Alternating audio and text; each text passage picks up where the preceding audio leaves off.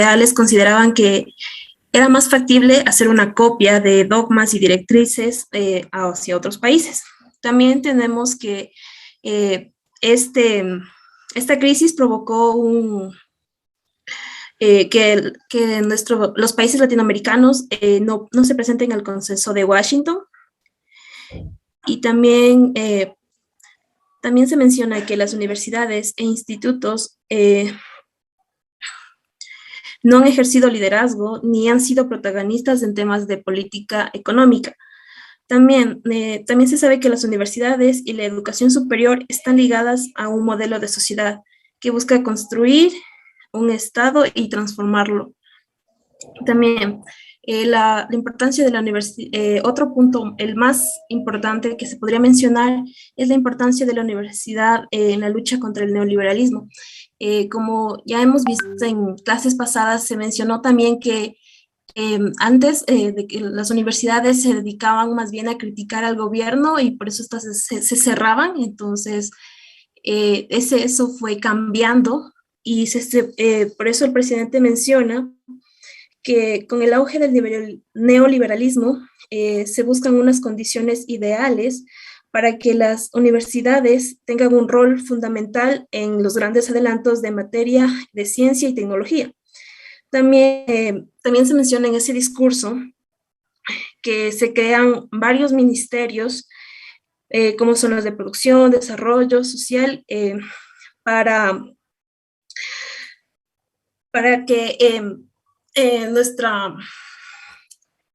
que nuestra tecnología o nosotros como universidades vayamos mejorando. Gracias.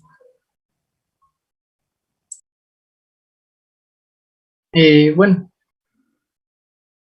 ya. El autor del texto, El correísmo, un nuevo modelo de dominación burguesa, es escrito por Alberto José Acosta Espinosa, quien fue un economista y político ecuatoriano, exministro de Energías y Minas de enero a junio de 2007.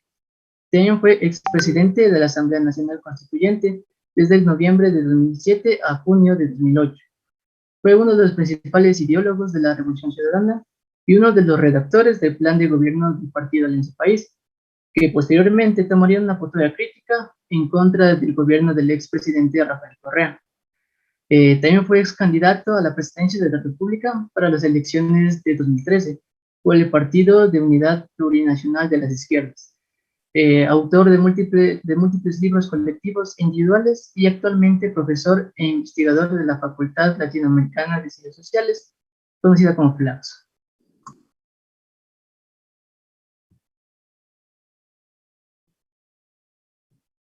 Ok. La Constitución de Montecristi, un proyecto de vida abandonado. La Constitución de 2008, redactada en Montecristi, se proyectó como un medio, como un fin, para dar paso a cambios estructurales por parte de la Revolución Ciudadana. Dicha Constitución significó uno de sus mayores logros, que abrió la puerta para disputar el sentido histórico del desenvolvimiento nacional, pero que en realidad se estaba transformando en un obstáculo para la misma Revolución Ciudadana, debido a que el mismo gobierno no estaba siguiendo la dirección que se proponía en dicho documento. Un ejemplo es la no regularización de la consulta previa, donde la consulta de los pueblos indígenas no estuvo sujeta al derecho internacional, como lo reconoce la propia Constitución, generando así conflictos vinculados a este irrespeto constitucional por parte del gobierno, que estuvieron presentes en varias partes del país.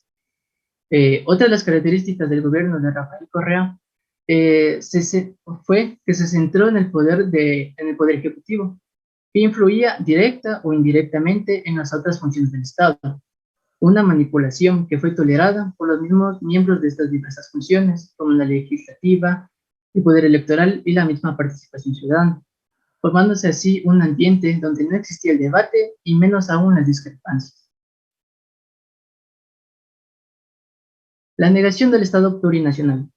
En términos generales, el Estado plurinacional exige asumir y procesar los códigos culturales, las prácticas y las historias de los pueblos y las nacionalidades indígenas. Exige, sobre todo, ser incorporados como actores conjuntamente con el resto de la sociedad en el proceso colectivo de la toma de decisiones. por lo que los intentos de modernizar el Estado de ese entonces no fueron suficientes, incorporando burocráticamente a estos grupos o favoreciendo espacios especiales para los indígenas o los afros, como lo hace la educación intercultural bilingüe, que es solo para las personas indígenas, o constituyendo unidades burocráticas para el manejo del indígena o del afro. Las garantías constitucionales amenazadas. Otro de los avances de la Constitución de 2008 fue la concepción de un Estado constitucional de derecho y justicia. Para esto, la Constitución estableció un régimen de garantías, las cuales ayudarían a recortar la brecha entre la realidad de exclusión y los ideales de derecho. Pero estas garantías no han sido respetadas o simplemente fueron olvidadas. Por ejemplo, la criminalización de la protesta social, que hace caso omiso del derecho a la resistencia establecida en la Constitución, así también como la arremetida en contra de los movimientos sociales y de algunas organizaciones no gubernamentales. También las demandas de género que no han sido asumidas a plenitud debido a los desbalances y las contradicciones de la gestión de la Revolución Ciudadana. La represión a dirigentes sociales y a grupos de jóvenes o estudiantes sembró el temor. Diversas limitaciones a la libertad de expresión no pasaron desapercibidas, modelando así un escenario marcado por el miedo y la desinformación. En otras palabras, quienes estuvieron sometidos a este poder no poseían la posibilidad de poder reclamar judicialmente la violación de sus derechos, el derecho a la libre expresión. La ausencia de transformaciones estructurales. El gobierno de Rafael Correa mantuvo la esencia extractivista y no quería afectar la concentración de la riqueza. No hubo una transformación de la matriz productiva, ni mucho menos de la modalidad de acumulación. El mismo expresidente Correa, en una de sus intervenciones, comentó que el país se encontraba complementado con China, haciendo referencia a que el país estaba dispuesto a vender sus recursos naturales a cambio de conseguir un financiamiento para el desarrollo. Debido a esto, se considera que el gobierno de Rafael Correa fue un proyecto que buscaba en realidad una modernización del capitalismo ecuatoriano, donde la empresa privada también tendría participación, según pensadores ecuatorianos. Esta accionar provocó que no se dé paso a una transformación de la matriz productiva. Es más, se mantuvo y se fortaleció la explotación de petróleo y la megaminería, así como también se mantuvo la concentración de las exportaciones en pocos productos, la poca participación de la industria en la estructura económica y la elevada tasa de control del sistema financiero por parte de la banca privada.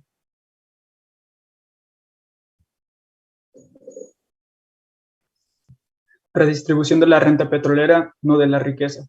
En este apartado del texto menciona que durante el periodo en el que estuvo Correa en su mandato, todo el dinero obtenido de lo que corresponde a petróleo, pues no distribuyó la riqueza, sino más bien fue como que al momento de haber más dinero, todas las clases empezaron a tener más, pero en sí no hubo una redistribución de la riqueza como tal. Es decir, que el pobre seguía siendo pobre y el rico seguía siendo rico, pero más rico. ¿Por qué aparente mejora económica? Por lo mencionado antes, porque pese a que tuviéramos más dinero, realmente nunca se redistribuyó el dinero como tal. Es más, durante esos años, tanto el sector de comunicación como los bancos, como los petroleros, aumentaron sus ganancias y de igual manera la tierra pues seguía perteneciendo a un pequeño grupo de personas, las cuales se veían beneficiados solo ellos. De igual manera el agua. Y todos estos factores pues demuestran que no fue una redistribución, simplemente al momento de haber más dinero por el petróleo, pues todos tuvieron más dinero. Y pues en síntesis, este capítulo dice, nunca antes los grupos económicos poderosos estuvieron mejor y nunca antes los más excluidos de la patria estuvieron peor, refiriéndose a lo que les acabo de mencionar, Es más, en el texto menciona ciertos porcentajes. Dice que la concentración de las ventas es tal que el 1% de las empresas controlan el 90% de las ventas, el 5% de los propietarios concentran el 52% de las tierras agrícolas, mientras que el 60% de pequeños propietarios acceden tan solo al 6.4% de estas. Y durante todo este periodo que hubo este pequeño auge petrolero, pues pasó esto, las personas pobres siguieron siendo pobres y también se puede verificar esto en el momento actual, porque pese a que el petróleo ha bajado su precio, pues la pobreza en el Ecuador no ha bajado, es más, ha aumentado, pero también influye lo de la pandemia. Siguiente, por favor.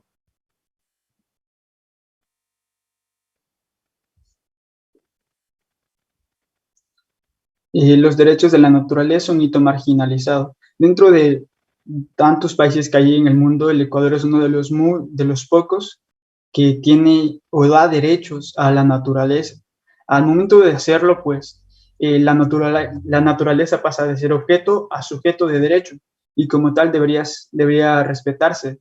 No obstante, esto del derecho a la naturaleza ha sido un tema del cual los políticos como tal, en este caso Rafael Correa, han abusado del tema, a, simplemente para beneficio de sus propuestas e intentar acumular más gente para el momento de los votos, puesto de que pese a esto es muy contradictorio que se le dé derechos a la naturaleza y se proponga la megaminería y la extracción de petróleo en el Yasuní. El ser humano no puede vivir al margen de la naturaleza, por tanto, garantiza la sustentabilidad ambiental. La sustentabilidad ambiental es indispensable para asegurar la vida del ser humano en el planeta.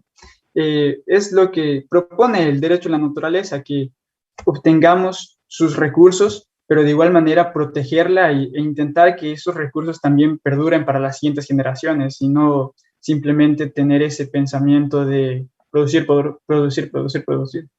Eso. Siguiente tema, por favor.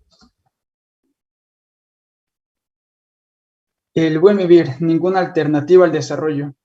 Esto va muy relacionado también a lo que habíamos hablado en unas clases anteriores sobre el buen vivir, porque realmente, ¿qué es el desarrollo? Muchos políticos, muchas personas que estudian este tema, pues ponen como desarrollo la meta de los países desarrollados, los cuales son los que mejor están en tecnología, investigaciones y este tipo de elementos, pero el desarrollo humano y como tal la, la sinergia con el medio ambiente es muy importante. Es más, en el texto menciona que el mundo vive un mal desarrollo generalizado, incluyendo los considerados países industrializados, es decir, que los países cuyo estilo de vida debería ser como el faro referencial para los demás países atrasados. Y este mal concepto del buen vivir se lo ve, o sea, el concepto del buen vivir se lo ve mal interpretado de distintas maneras. Por ejemplo, cuando en el periodo de Correa, siempre que salía alguna carretera nueva o infraestructura nueva, pues se mencionaba que era para el buen vivir, cuando realmente no tiene nada que ver con ese aspecto, porque como lo he mencionado, el buen vivir no es solo estar bien con uno mismo, sino estar bien con los demás, con el entorno, con las personas que nos rodean. Pero realmente una carretera, pues, no lo hace, se están implementando mal el término. Y eso es lo que nos trata de decir el texto, que todo este tema del buen vivir, los derechos de la naturaleza, simplemente son técnicas para que los políticos lo manejen a su manera. Siguiente, por favor. Y a eso va lo que sigue en el siguiente apartado, que es de la matriz tecnocrática al manicomio autoritarista. Pues, ¿por qué tecnocrática? Según la definición de tecnocrático, pues una persona tecnocrática es un técnico o experto que gobierna de acuerdo con un principio de eficacia por encima del factor social.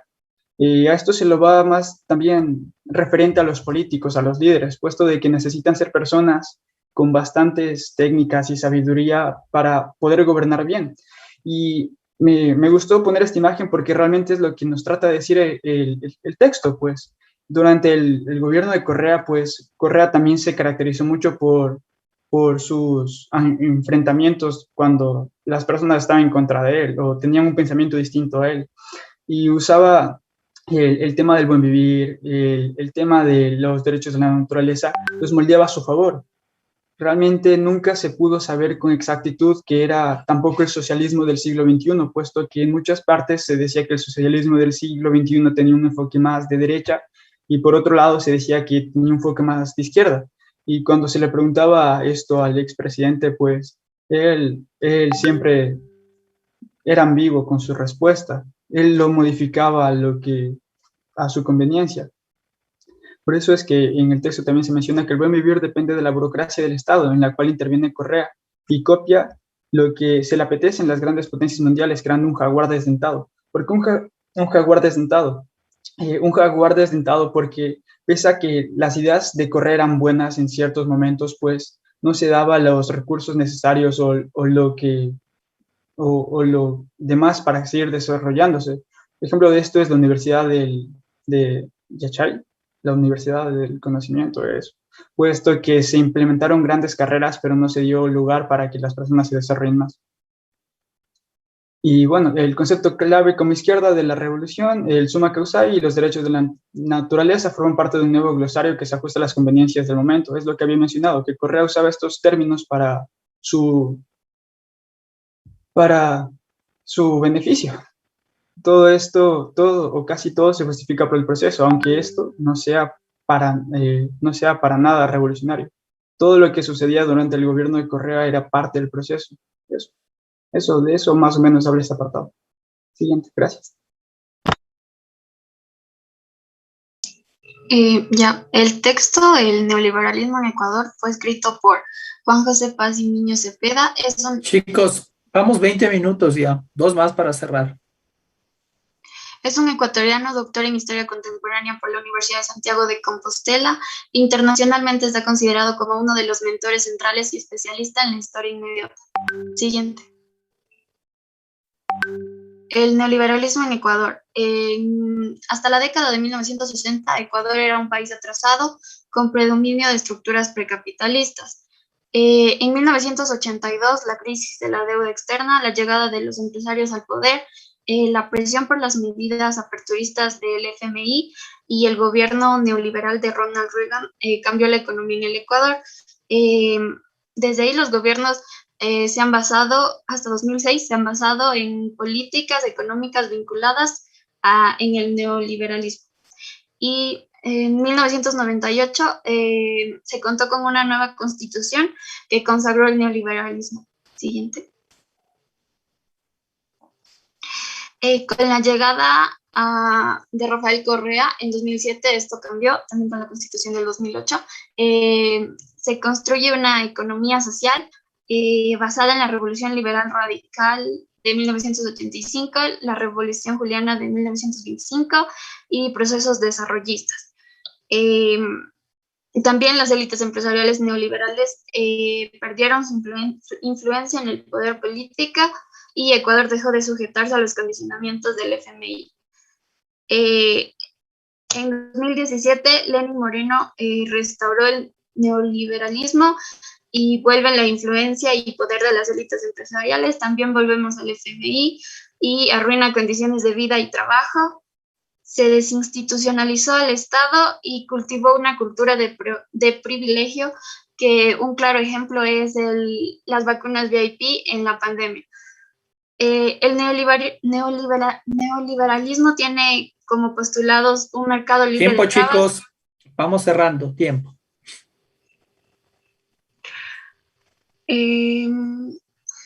Tienes 10 segundos más para cerrar, Samantha. ¿Te puedes poner en la última?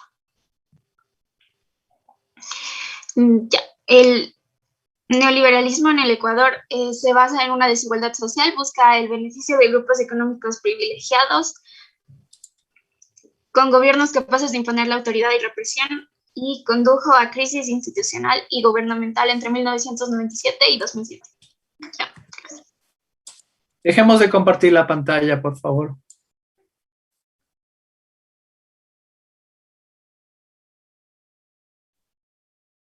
Listo, chicos, ahora les pediría atención a todos. Doménica, ¿ibas a decir algo? Profe, sí, tenía una duda respecto a lo del trabajo del día de hoy. No sé Ya si voy a se me... explicar. Ya voy a No, explicar. es que, o sea, me refiero a la dinámica, debido a que el día de hoy yo tengo la vacunación, entonces asistí a Bueno, clase, pero no sé cómo podría hacerlo. Doménica, ya sabes lo que hay que hacer. Hay que recuperar el trabajo que no se hace en clase con el mecanismo indicado adelante. Ya, Reseña de la lectura de la clase. Eso sería. ya, gracias, profe. Ya. Listo, chicos. Vamos a empezar entonces. Voy a compartir mi pantalla para explicarles algo. Bueno, primero, miren,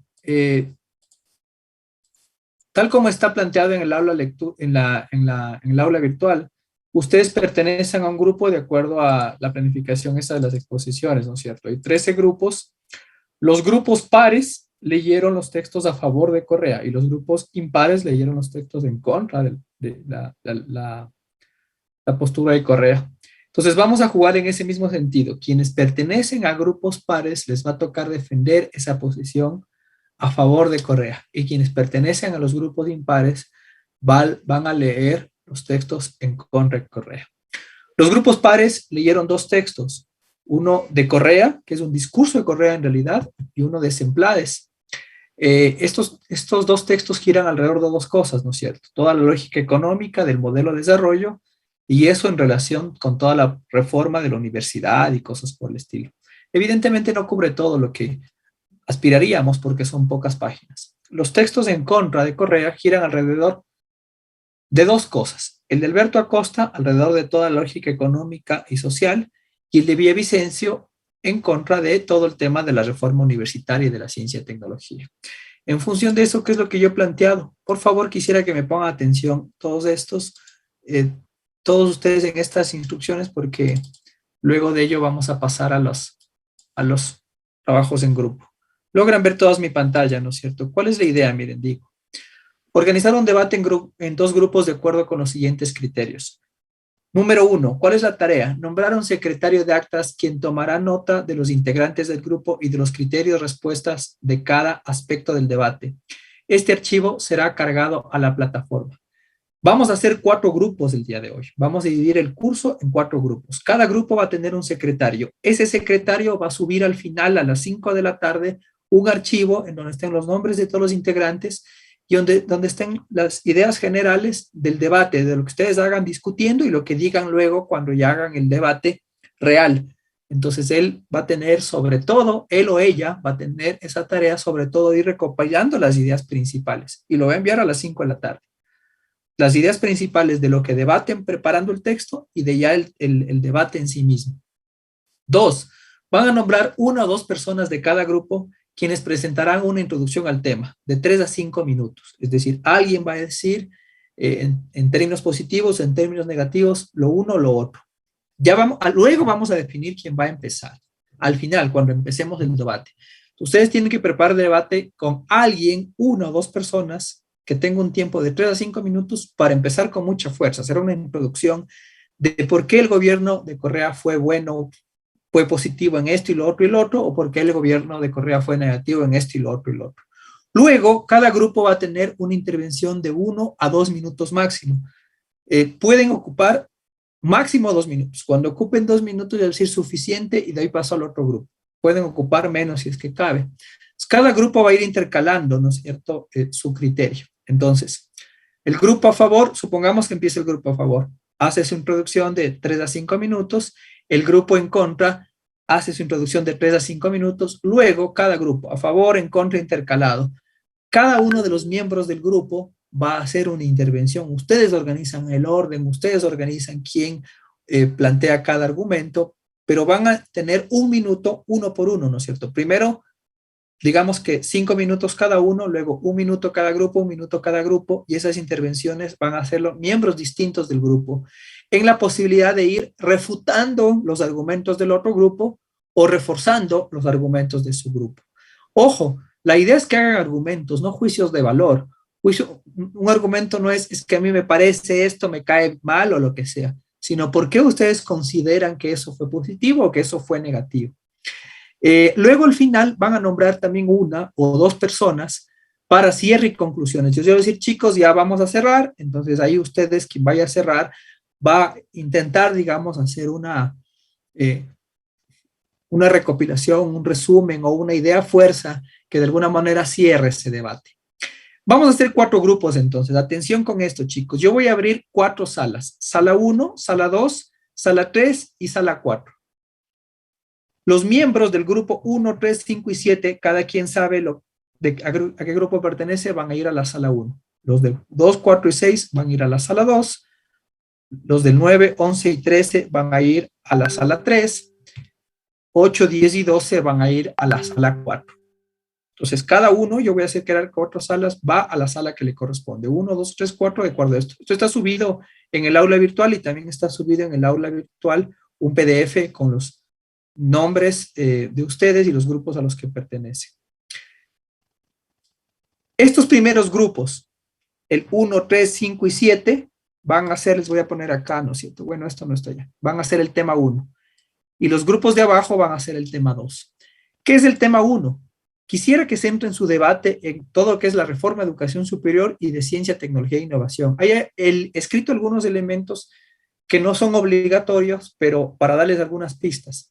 Examen de ingreso, cierre de universidades, gratuidad de la educación en tercer nivel, becas de universidades extranjeras, nuevas universidades, presupuesto para universidades, autonomía, doctorados, rankings universitarios, etcétera, etcétera.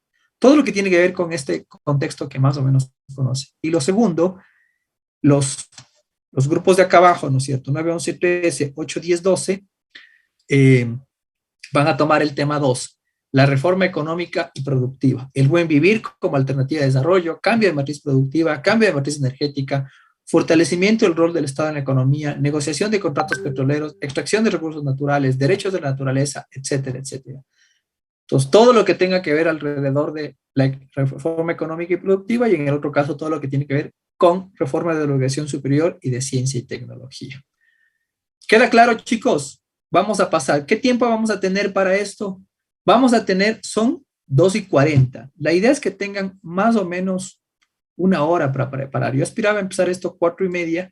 Estamos 10 minutos retrasados. Entonces, máximo 3:40 nos volvemos a ver en los grupos y vamos a hacer el debate. Entonces, ustedes van a organizar, yo solo voy a moderar el debate, yo no voy a hablar casi todo. Al final, unos 5 minutos posiblemente después de cada debate vamos a hacerlo. Entonces, vamos a hacer, ¿cuál sería la idea de esto? Miren, acabamos 5:40, acabamos, 3:40, acabamos la preparación del debate, ¿no es cierto? Desde las 3:40 hasta las 4:20, es decir, alrededor de 40 a 45 minutos, el primer debate y la segunda parte hasta las 5 de la tarde, el otro debate. ¿Queda claro, cierto? Cada quien sabe a qué grupo pertenece. Están iniciadas las sesiones, chicos. Pueden juntarse. Están 4 salas. Ya sabe cada quien a qué sala debe juntarse. Si alguien tiene dudas, el archivo está cargado en el aula virtual para que lo revise. Si hay algo que me quieren preguntar, me llaman a cada uno de esos grupos. Como son 4 grupos, ya los voy a pasar visitando a cada uno de ustedes. Esta ocasión no es hacer un archivo compartido y olvidarse. Tienen que conversar, tienen que organizarse. Ojo, el tiempo es oro. Es apenas 1 hora. O menos de 1 hora ya en este punto.